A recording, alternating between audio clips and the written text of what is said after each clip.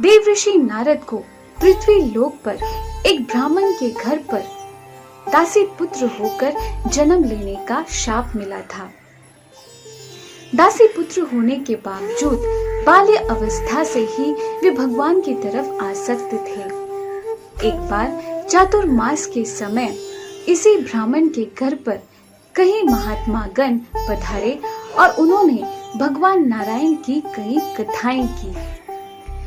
इस ब्राह्मण ने दासी पुत्र को इन महात्माओं के उच्छिष्ट थालियों को ले जाने की सेवा दी थी। यह सेवा ये दासी पुत्र बड़े ही नम्रता के साथ किया करता था और साथ ही अगर इन थालियों में कुछ उच्छिष्ट बच जाते थे तो इन महात्मा गणों के अनुमति के साथ वे इस उच्छिष्ट को ग्रहण किया करते थे।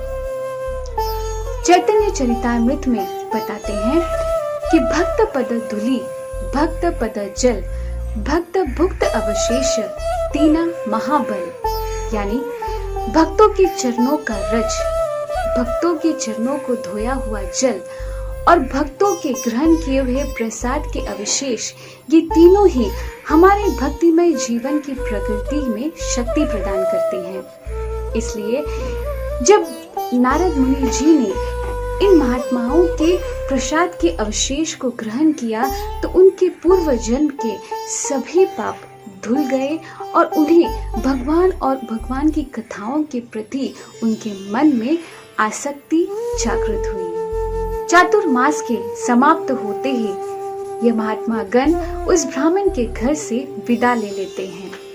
उसके कुछ ही दिनों बाद ये दासी पुत्र की माता एक सांप के डसने के वजह से अपना देह त्याग कर देती है। अनाथ दासी पुत्र उन महात्माओं के बताए हुए मार्ग पर चलने का दृढ़ निश्चय कर लेता है। इसी कारण वे वन में जाकर भगवान का ध्यान करने लगता है और भगवान श्री नारायण क्षण भर के लिए उसे दर्शन देकर अदृश्य हो जाते हैं। दासी पुत्र भगवान को अदृश्य देखकर उन्हें ढूंढने लगता है।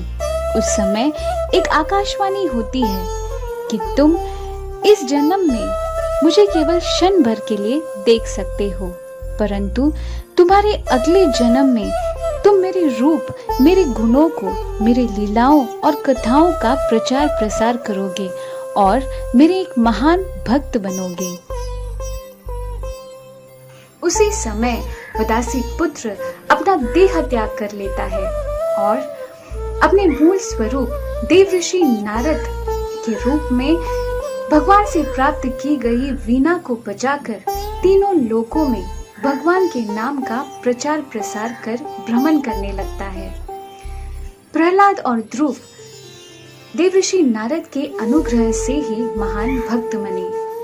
अगर देवऋषि नारद न होते तो श्रीमद् भागवतम और वाल्मीकि रामायण जैसे महान ग्रंथ की रचना न हो पाती। श्रीमद् भागवतम में उल्लेख है कि देवऋषि नारद 12 महाजनों में से एक है।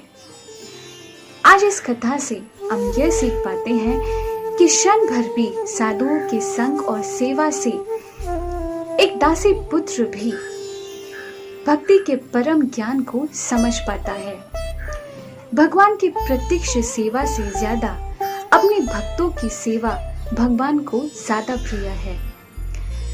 भक्तों के ग्रहण किए हुए महाप्रसाद के उच्छिष्ट में वो शक्ति है जो हमारी भक्तिमय जीवन को गति प्रदान करे और साथ ही भगवत ज्ञान का सबसे पहला चरण है श्रवण। भगवान की कथाओं और लीलाओं को श्रवण करने से वे कथाएं हमारे कानों से हमारे हृदय तक पहुंचकर हमारे हृदय की शुद्धिकरण करता है। तो आइए उस श्रेष्ठ आध्यात्मिक गुरु देवऋषि नारद को प्रार्थना करते हैं कि वे हमें भक्ति मार्ग पर मार्गदर्शन करें और हमें भगवान की कथाओं और लीलाओं को समझने का विवेक प्रदान करें। उम्मीद है आज की कथा आप सभी को पसंद आई होगी। इसी के साथ विदा लेती हूँ। नमस्कार।